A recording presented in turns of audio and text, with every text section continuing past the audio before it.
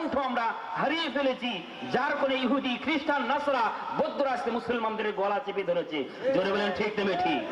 মুসলমান বসে থাকার সময় নাই, মুসলমানদেরকে জাগতেই হবে, ঘুমিয়ে থাকলে আর সময় নাই।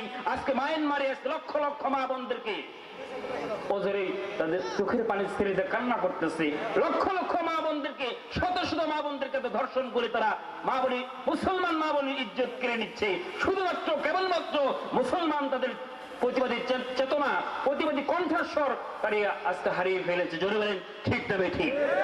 ওরে মুসলিম তুই আজও কেন বসে, কবি ডাক দিয়ে বলতেছেন, ওরে মুসলিম তুই আজও কেন বসে, চারদিকে আজ মা বোনদের কান্নার আওয়াজ আসে, আমার বিশ্ব আজি ভরে গেছে দেখো মুসলমানের লাশে। ওরে মুসলিম তুই আজও কেন বসে, নাকার বুঝে বাবার বেশে, নাকার বুঝে বাবার বেশে থাকবি রে তুই আর কত কাল, দুনিয়ারি স্বার্থের লোভে হইয়া মাতাল। ওরে মুসলিম তুই আজও কেন বসে, মুসলমান বসে থাকার সময় আর নাই। মুসলমানদের পিঠ দেওয়ালের সাথে ঠেকে গেছে। মুসলমান এখন আর সামনের দিকে পিছন দিকে যাওয়ার সময় নাই, এখন সামনের দিকে অগ্রসর হতে হবে। জোরে বলেন ঠিক না ঠিক? দুরূদ সালাম। নির্যাতিত, নিপীড়িত, লাঞ্ছিত, বঞ্চিত, অসহায় আজবি মানুষের পরম বন্ধু, বিশ্ব অবরণের রাজনীতিবিদ, নারী অধিকার প্রতিষ্ঠান নির্ভীক সৈনিক, মজলুম জননেতা, যে বিশ্বনবী পৃথিবীর জমিনে মানব রচিত সকল তন্ত্র মন্ত্র আইন ও কানুনকে চিরদিনের জন্য কবর দিয়ে সেই কবরের উপরে প্রতিষ্ঠা করেছিলেন আল্লাহর শাশ্বত কোরআনের বিধান। জোরে বলেন ঠিক না ঠিক?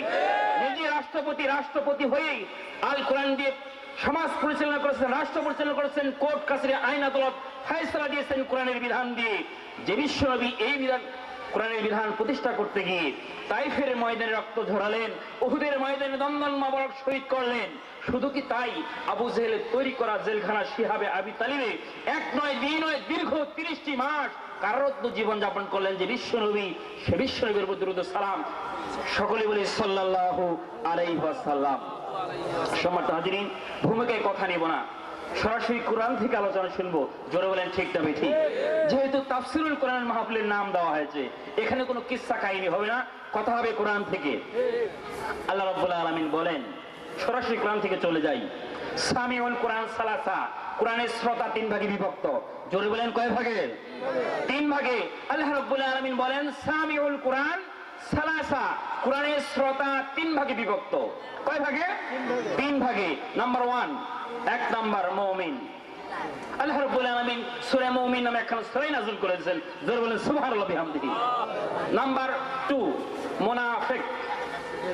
আল্লাহ রাব্বুল আলামিন কোরআনের মধ্যে মুনাফিক নামে একটা সূরা নাযিল করেছেন। জোরে বলেন ঠিক না ঠিক? নাম্বার 3 কাফের। আছে নাই আমাদের সমাজের মধ্যে? আল্লাহ রাব্বুল আলামিন কাফের, কুল ইয়া আইয়ুহাল কাফিরুন নামে একখানা সূরা নাযিল করেছেন। বিশ্বনবী শুরু থেকে শুরু করে আজ পর্যন্ত সমগ্র বিশ্বের মানুষগুলো 3টা দলে বিভক্ত। জোরে বলেন কয়টা দলে? 3টা দলে বিভক্ত। সমগ্র বিশ্ববাসী আজকে 3টা দলে বিভক্ত। 1 নম্বরে মুমিন, 2 নম্বরে মুনাফিক, 3 নম্বরে কাফের। বিশ্বনবীর জামানায় ছিল, আজকেও আছে, কোরআন যতদিন থাকবে ততদিন পর্যন্ত এই 3 দলই থাকবে। বলেছেন আল্লাহ। কে বলেছেন? আল্লাহ রাব্বুল আলামিন বলেন